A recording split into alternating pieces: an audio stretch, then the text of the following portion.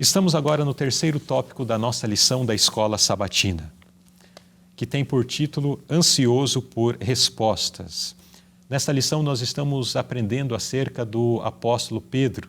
Estamos aprendendo acerca desse personagem marcante da história bíblica. E vamos perceber agora um traço bastante interessante do seu caráter. Que exemplos bíblicos não apenas revelam que Pedro tinha uma mente investigativa, mas também demonstram como podemos crescer desenvolvendo a mesma atitude. Aqui nós temos alguns textos bíblicos que nos revelam o posicionamento de Pedro. Evangelho de Mateus, capítulo 15, verso 15, e Pedro, tomando a palavra, disse-lhes: explica-nos essa parábola. Parábola significa uma ilustração, é uma comparação. E quando Cristo narrou uma parábola, e Pedro não conseguiu entender naquele momento, então ele teve esta preocupação. Ele disse: Senhor, explica-nos a parábola. Então Pedro não deixava passar por alto aquilo que ele não entendia. Isto é bom. Nós também precisamos compreender e às vezes precisamos questionar ou perguntar para que possamos entender aquilo que estamos lendo ou estamos ouvindo.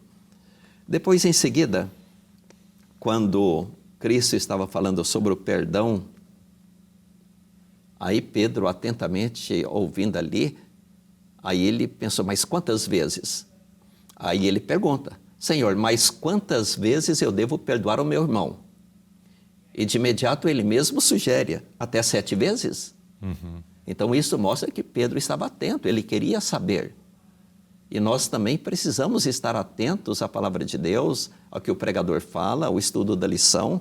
Precisamos entender. Irmão Edson, até abrindo um parênteses aqui, nós podemos ver que ele estava tentando trazer para aquele ensinamento espiritual de Cristo sobre o perdão para algo bem prático, né? Sim. Então ele não queria apenas entender, não, o perdão é interessante, é importante. Nós percebemos Pedro aqui preocupado. Tá bom, mas na prática como é que tem que ser isso daí? Eu perdoo uma vez, 2 vezes, três vezes, porque era assim que era o ensinamento na época, né? Até 3 vezes ali e tal. Ele falou: não, mas 3 eu acho que é pouco. 4, 5, 6, 7 vezes. 7 vezes está bom, Jesus? Eu quero saber na prática como que isso funciona.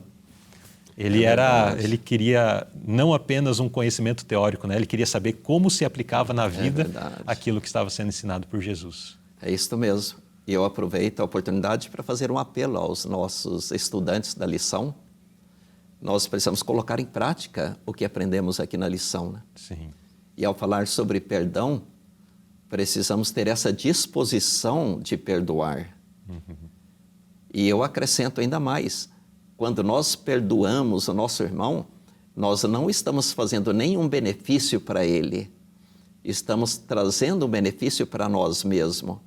Porque o perdão nos traz uma consciência tranquila e quando não perdoamos, uma raiz de amargura começa a brotar e começa a nos perturbar. Então, quando Cristo estabeleceu aqui o perdão, é para o benefício maior daquele que perdoa. Sim, exatamente. O maior beneficiado é o que libera o perdão, né? Exato.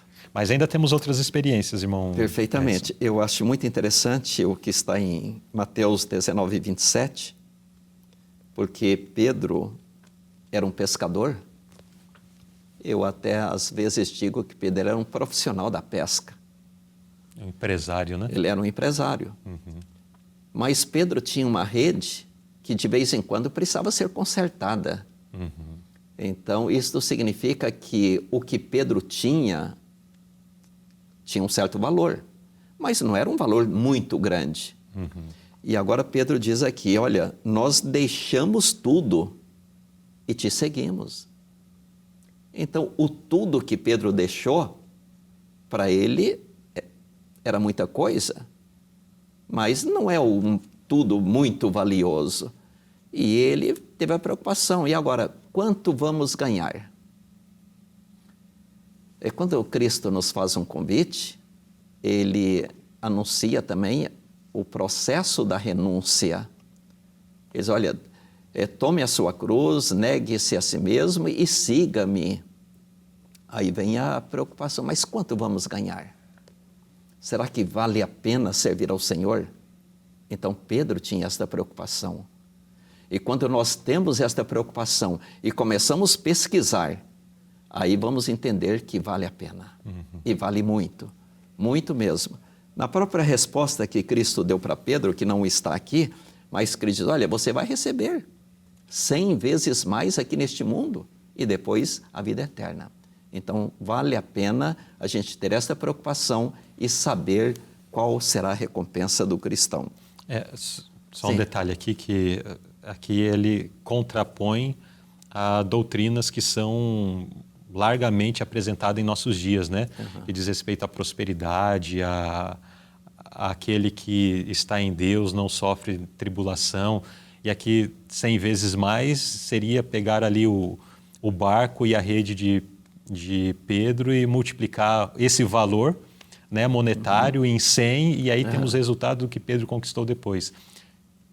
Quando Jesus menciona as 100 vezes mais, não está relacionado a isto, né? Não. Porque a vida de Pedro, depois nós vemos ele indo de lugar para lugar, anunciando o evangelho e finalmente recebendo uma morte bastante cruel, né? Sendo crucificado de cabeça para baixo. Onde está a 100 vezes mais nisto, irmão Edson? Então, é que o que tem valor para o ser humano é um conjunto de coisas, né? Sim. Não só o dinheiro.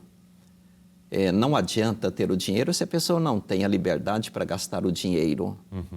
Não adianta ter o dinheiro se a pessoa não tem a saúde para desfrutar o dinheiro que tem. Então, quando Cristo fala em 100 vezes mais, ele fala de um conjunto de necessidades que nós temos aqui. E ele supre todas as nossas necessidades. Às vezes em meio à tribulação, à provação, mas ele nos dá a fé, a felicidade e nós avançamos, acreditando depois também na recompensa futura. Até porque é muito mais valioso e precioso para o crente atravessar a tribulação com Deus do que viver a bonança sem Deus. Sim. Então, o valor é diferente, né? A forma como o crente em Cristo mensura o valor de alguma coisa é bem diferente do que o mundano. O mundano vê o valor financeiro, o benefício terreno, os prazeres que o mundo concede. Mas o crente, aquele que está em Cristo, os valores para ele são outros. E são nessas outras coisas que, de fato, nós recebemos a recompensa já nesse mundo, como Pedro recebeu. E, por outro lado, também precisamos entender que a vida do cristão não é só de tribulações.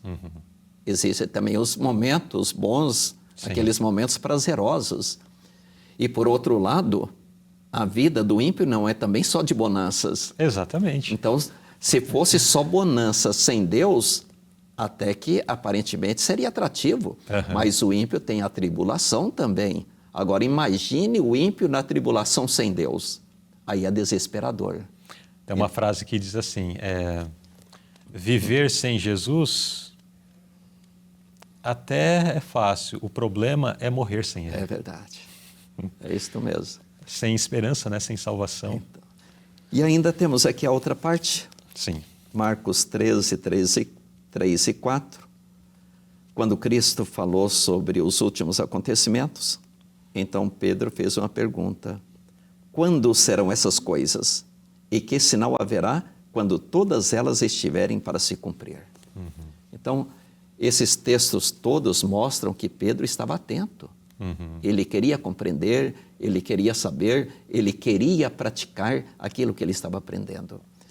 E eu acho interessante a nota, aqui no 3º parágrafo, na palavra de Deus, a mente encontra assunto para reflexão mais profunda, para aspiração mais elevada. Então, sempre nós temos algo a aprender na palavra de Deus. A palavra de Deus é nova cada manhã. Um texto que estudamos hoje, podemos estudar novamente amanhã e vamos aprender algo novo nesse mesmo texto. Então, quanto mais aprofundamos, mais extraímos ali coisas preciosas do texto. Muito bem. Então, aqui a nota valoriza, né, a questão do estudo da Palavra de Deus, estudo da Bíblia. E o irmão Edson já mencionou sobre a questão do estudo, que estudamos uma vez, aprendemos um tanto. Reestudamos o texto, aprendemos mais. E todas as vezes que passamos por aquele texto, algo novo é revelado pelo Espírito Santo ao leitor, né? E aqui o ponto ainda a acrescentar é que quando nós lemos a Palavra de Deus, nós precisamos lê-la de uma forma diferente de quando nós lemos um livro comum. Precisamos lê-la com oração e também quando nós nos deparamos com um texto que nós não conseguimos compreender, não vamos ignorar esse texto, mas vamos ser como Pedro. Senhor, como que é esse negócio aqui? Eu não entendi direito. Como que é essa parábola aqui que o Senhor acabou de mencionar? Eu não entendi a aplicação dela. Vamos nos deparar com um texto que vamos pensar, nossa, mas esse texto aqui é difícil, não estou conseguindo entender. Vamos nos debruçar em oração, vamos buscar a instrução para que não venhamos a pular, às vezes, ensinamentos que são importantes para a nossa vida, que Deus quer revelar a nós, mas nós, de repente, no ímpeto, no desejo de ler o maior volume de versículos e de capítulos, de repente, num determinado tempo, nós vamos ignorando verdades que o Senhor quer revelar a nós, mas nós não temos tempo para nos debruçar sobre aquilo. Não vamos fazer isso.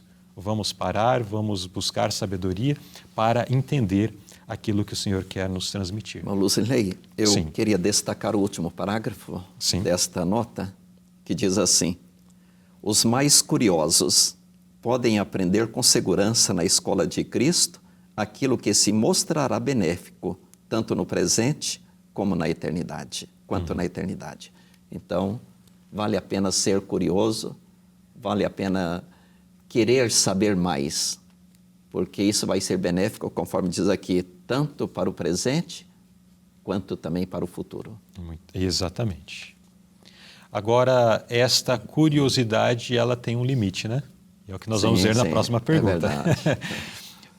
Embora a busca por conhecimento em assuntos espirituais seja incentivada, e aqui mencionado João 5,39, o próprio Jesus declara, né, sobre isto, quando a investigação e a curiosidade humana saudável têm um limite. E segundo o Evangelho de João 5,39, as Escrituras dão testemunhos de Cristo. Ele diz, são elas que de mim testificam. Então, quanto mais nós estudamos, mais aprendemos. Mas existe algo que a gente não consegue compreender. Deuteronômio 29:29 diz, as coisas encobertas pertencem ao Senhor nosso Deus, porém as reveladas nos pertencem a nós e a nossos filhos para sempre, para que cumpramos todas as palavras desta lei. Então, precisamos estudar bastante, procurar compreender. Se não compreendermos, pedir ao Senhor, orar ao Senhor, pedir o Espírito Santo. Mas se mesmo assim a gente não conseguir compreender, precisamos esperar no Senhor. Deus vai nos esclarecer na hora certa. O último parágrafo aqui da nota é muito interessante, eu gostaria de ler.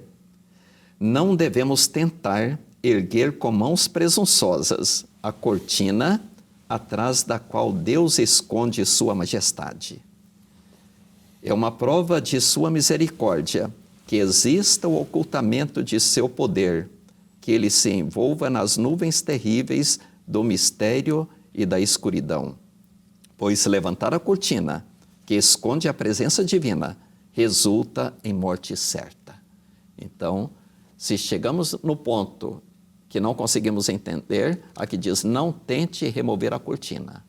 Porque se a pessoa tentar remover essa cortina, isto pode ser prejudicial para a pessoa. Se cai no campo da especulação, e quando se cai no campo da especulação, aí qualquer coisa é possível, né? Sim. E muitas vezes quando as pessoas se aventuram, daí cada qual tem o seu entendimento sobre aquilo, entra-se em contenda, e às vezes, por essas contendas, perdem a salvação. Por isso a palavra de Deus de fato delimita, né? Aqui é o limite. O que está revelado para a nossa pesquisa, para o nosso ensinamento, para a advertência, para que nós sejamos edificados. O que não está revelado, não haja nesse campo, né? Uhum. Nós temos na Bíblia a experiência de duas pessoas que quiseram conhecer o que não estava revelado, Adão e Eva. Verdade. Queriam conhecer o mal, porque o bem eles conheciam, em relação à árvore do conhecimento do bem e do mal. O bem eles conheciam, mas eles queriam conhecer algo que lhes não estava muito claro para eles. Eles queriam conhecer o mal. Deus falou, olha, isso não precisa. Eles quiseram, se aventuraram. E aí toda a raça humana sofre as consequências disso. E quantos de nós procuramos, né? Queremos conhecer, não, eu quero saber como que funciona aquele movimento religioso, aquele movimento espírita, aquele movimento X, Y e tal, e quando vê, está consumindo mais daquilo do que da palavra de Deus e a mente está sendo alimentada por coisa que não traz benefício e tem derrubado muitas pessoas. É verdade. Muito bem. Então, não sei se o irmão Edson tem algo a acrescentar nesse tópico? É isso mesmo. Ok. Está bem claro. Então, nesse terceiro tópico, nós aprendemos mais da palavra, mais acerca do discípulo Pedro, que era alguém que ansiava por respostas, mas ele tinha um desejo sincero, honesto, não era por mera especulação, como muitos fazem. Querem apenas especular ou querem apenas criar debates que não resultam em nada também, né? É apenas vã confabulação sobre temas aleatórios. Mas que nós possamos seguir o exemplo de Pedro, que com honestidade, com humildade, perguntava a Cristo, ansioso pela explicação que vinha dos céus, que vinha de Deus.